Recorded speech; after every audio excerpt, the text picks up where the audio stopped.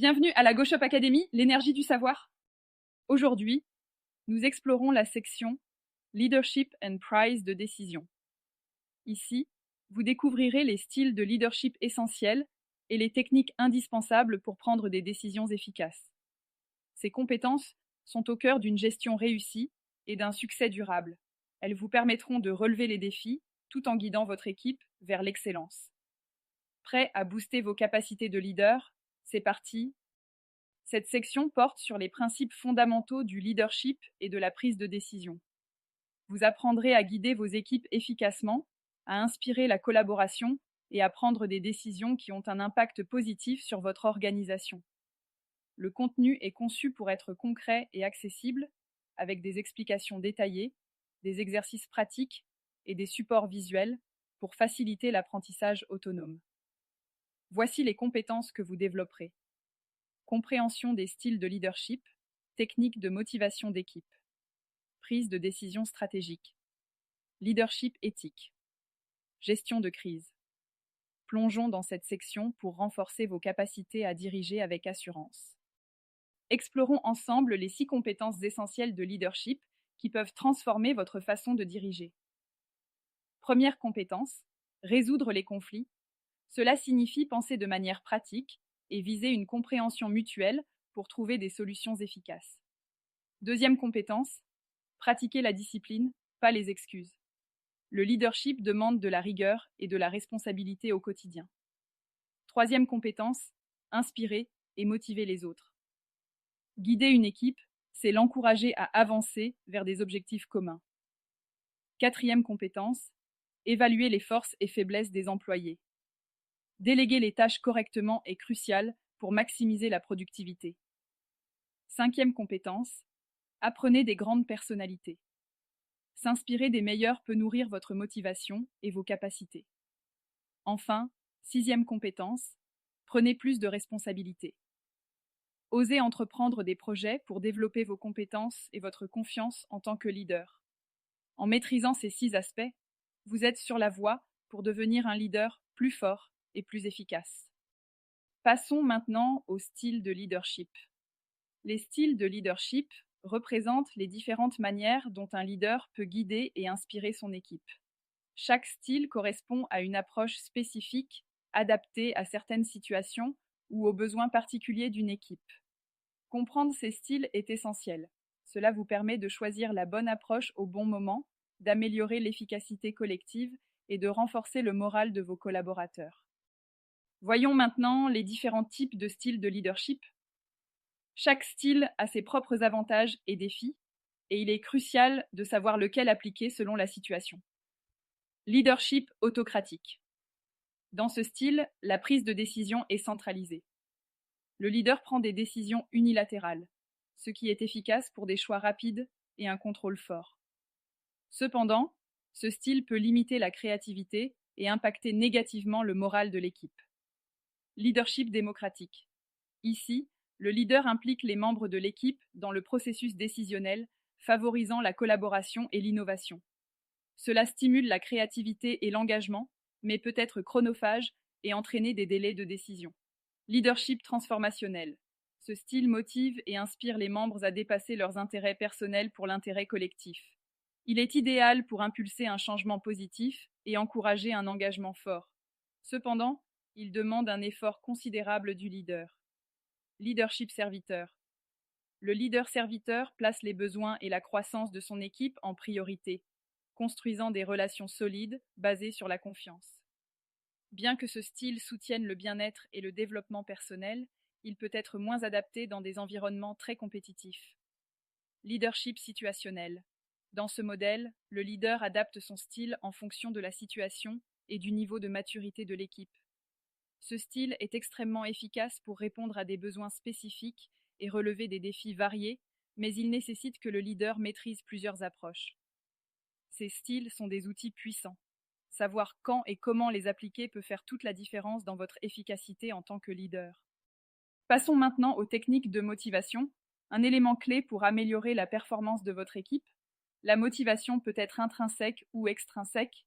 La motivation intrinsèque provient de la satisfaction personnelle, du plaisir d'accomplir une tâche ou du sentiment de progression.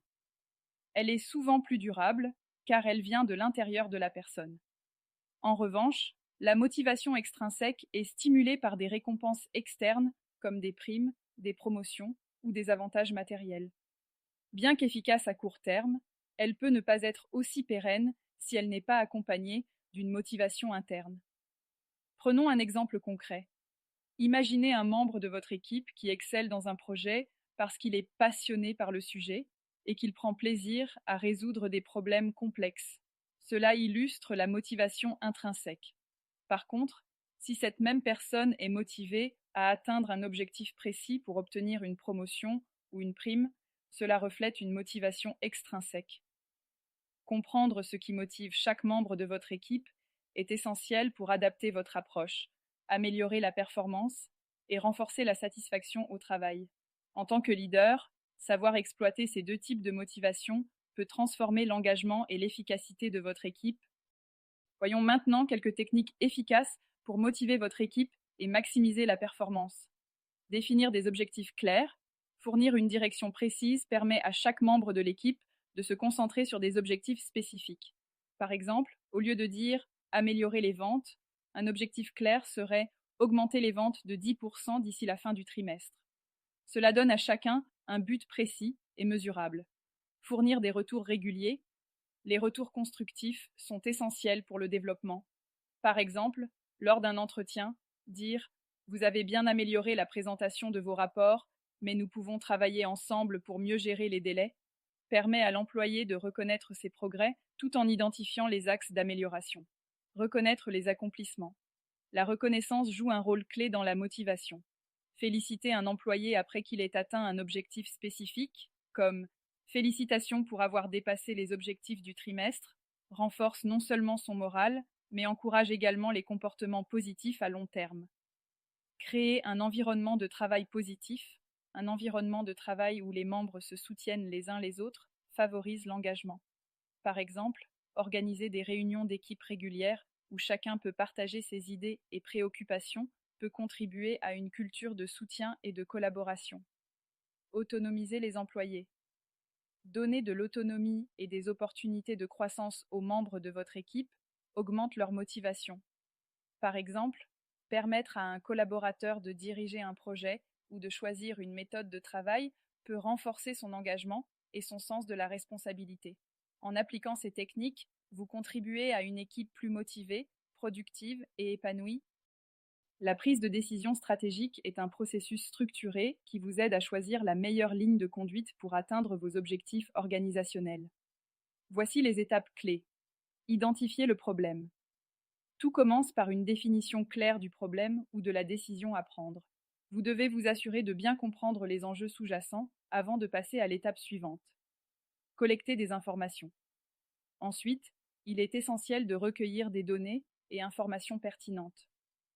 Cela vous permet d'avoir une vue d'ensemble de la situation en prenant en compte à la fois les facteurs internes et externes qui pourraient influencer la décision. Évaluer les options. Une fois les informations collectées, analysez les différentes options disponibles. Pesez les avantages et les inconvénients de chaque choix pour déterminer quelle option aura les meilleures chances de succès. Prendre la décision. Après avoir évalué les options, il est temps de prendre la décision. Choisissez l'option qui s'aligne le mieux avec vos objectifs organisationnels et qui aura un impact positif à long terme. Mettre en œuvre la décision. La décision prise doit être mise en action. Assurez-vous de communiquer clairement et de coordonner efficacement avec toutes les parties prenantes pour garantir une mise en œuvre réussie. Revoir la décision. Enfin, une fois la décision mise en œuvre, évaluer son impact. Identifier les leçons apprises et apporter les ajustements nécessaires pour améliorer vos processus de prise de décision à l'avenir. En suivant ces étapes, vous pouvez prendre des décisions stratégiques plus éclairées et plus efficaces pour votre organisation. Pour améliorer votre prise de décision stratégique, il est important de s'appuyer sur des outils et des techniques qui vous aideront à structurer votre analyse et à évaluer vos options de manière plus précise. Voici quelques-uns des outils les plus utilisés. Analyse SWOT, force, faiblesse, opportunité, menace. Cet outil vous permet d'examiner les éléments internes et externes qui peuvent influencer votre décision. En identifiant vos forces et faiblesses, ainsi que les opportunités et menaces sur votre marché ou dans votre environnement, vous pouvez mieux comprendre les variables qui affectent votre choix stratégique. Matrice de décision. Une matrice de décision aide à évaluer et comparer plusieurs options sur la base de critères spécifiques. Cela vous permet de visualiser les avantages de chaque choix et de prendre une décision plus objective en équilibrant les facteurs qui sont les plus importants pour votre organisation. Analyse coût-bénéfice. Cette technique consiste à comparer les coûts associés à une décision par rapport aux bénéfices attendus. En pesant les investissements nécessaires contre les retours potentiels, vous pouvez déterminer si l'option choisie est rentable et justifiable à long terme. En utilisant ces outils, vous pourrez renforcer votre processus de prise de décision stratégique en apportant plus de rigueur et de clarté à vos choix. Voici un graphique décisionnel léger qui guide le choix du chocolat, étape par étape. 1. Est-ce que je veux vraiment ce chocolat? Si vous répondez non, vous pouvez passer à autre chose. Si la réponse est oui, alors il est temps de se poser une autre question. 2. Est-ce que je le mérite? Si vous êtes convaincu que vous le méritez, allez-y, prenez-le. Si vous avez des doutes, on continue à réfléchir. 3. Êtes-vous sûr? Si vous n'êtes pas totalement sûr, la question suivante est: qu'attendez-vous? Sinon, on poursuit le chemin de la décision. 4. Est-ce que c'est du bon chocolat? Si vous avez un chocolat de qualité, prenez-le et savourez-le. Si ce n'est pas un bon chocolat, il est préférable d'attendre de trouver quelque chose de vraiment exceptionnel. 5. Si vous hésitez encore, peut-être qu'une pomme serait un meilleur choix, juste pour vous donner un peu de perspective. C'est un processus simple mais amusant pour vous aider à décider si ce chocolat vaut vraiment la peine. Le leadership éthique se fonde sur l'intégrité, l'équité et le respect. C'est une approche qui garantit que les actions et décisions d'un leader sont alignées avec des valeurs et des normes éthiques solides. Un leadership éthique renforce la confiance, la crédibilité et contribue à une culture organisationnelle positive, ce qui favorise le succès à long terme et la durabilité. Les principes clés du leadership éthique sont: transparence. Il est essentiel d'être ouvert et honnête dans vos communications et processus décisionnels. Assurez-vous que toutes les parties prenantes sont bien informées et comprennent les choix qui sont faits. Responsabilité. Un leader éthique assume pleinement la responsabilité de ses actions et décisions. De plus, il veille à ce que les autres soient tenus responsables pour maintenir un haut niveau d'intégrité au sein de l'organisation. Équité. Le respect et l'égalité doivent être au cœur des décisions. Un leader éthique s'assure que ses choix sont exempts de favoritisme ou de biais et qu'il traite tout le monde de manière juste. Respect, il est crucial de valoriser les opinions, besoins et droits des autres. Cela implique de favoriser une culture de respect mutuel et de compréhension au sein de l'équipe. Intégrité. Agir conformément à vos valeurs est primordial. Un leader éthique doit montrer l'exemple en respectant les normes éthiques et en s'engageant dans des comportements qui renforcent la confiance et le respect dans l'organisation. En appliquant ces principes, un leader éthique crée un environnement de travail solide, basé sur la confiance et le respect, ce qui mène à une meilleure performance et à une culture organisationnelle plus positive. La gestion de crise consiste à se préparer, identifier et réagir face à des événements imprévus qui peuvent perturber une organisation. Une gestion de crise bien menée permet de maintenir la stabilité et de minimiser les dommages. Voici les étapes clés. Préparation. La première étape est de développer un plan de gestion de crise. Ce plan doit inclure des stratégies de communication, des rôles et responsabilités définis et la préparation à divers scénarios de crise. L'objectif est de ne pas être pris au dépourvu. Identification. Il est essentiel de reconnaître les signes précoces d'une crise. Une fois identifié, évaluer rapidement son impact potentiel afin de pouvoir réagir de manière adéquate et éviter des conséquences plus graves. Réponse: mettez en œuvre votre plan de gestion de crise. Communiquez clairement avec toutes les parties prenantes et prenez des mesures décisives pour réduire l'impact de la crise. Cela peut inclure des actions immédiates pour protéger les actifs de l'organisation et assurer la sécurité des personnes. Reprise. Une fois la crise immédiate gérée, commencez à rétablir les opérations normales. Cela inclut la gestion des problèmes résiduels de la crise et assurer une transition vers la stabilité, avec une attention particulière aux ajustements nécessaires pour éviter d'autres perturbations. Évaluation. Après la crise, il est important d'évaluer la réponse donnée. Identifier ce qui a fonctionné et ce qui pourrait être amélioré. Cette rétrospection permet de tirer des leçons qui amélioreront la gestion de futures crises. Une gestion de crise efficace est essentielle pour assurer la résilience de l'organisation et la préparer à toute situation imprévue. Pour récapituler, voici les éléments essentiels pour une gestion et un leadership efficace. Motivation de l'équipe. Motivez et inspirez votre équipe en utilisant à la fois des motivateurs intrinsèques et extrinsèques. Cela permet d'atteindre une performance élevée où chaque membre de l'équipe se sent valorisé et engagé. Prise de décision stratégique. Prenez des décisions stratégiques qui sont alignées avec les objectifs organisationnels. Cela garantit une utilisation optimale des ressources et des résultats positifs à long terme. Leadership éthique. Dirigez avec des principes éthiques solides, agissant toujours avec intégrité. Cela crée un environnement de confiance et soutient une culture organisationnelle positive et durable. Gestion de crise. Soyez préparés à gérer les crises efficacement pour maintenir la stabilité de l'organisation. Réagissez rapidement et avec résilience face à des événements imprévus, en assurant la reprise rapide des opérations et en apprenant des situations passées. Ces compétences sont clés pour un leadership réussi qui inspire l'excellence, favorise la croissance et garantit la pérennité de l'organisation.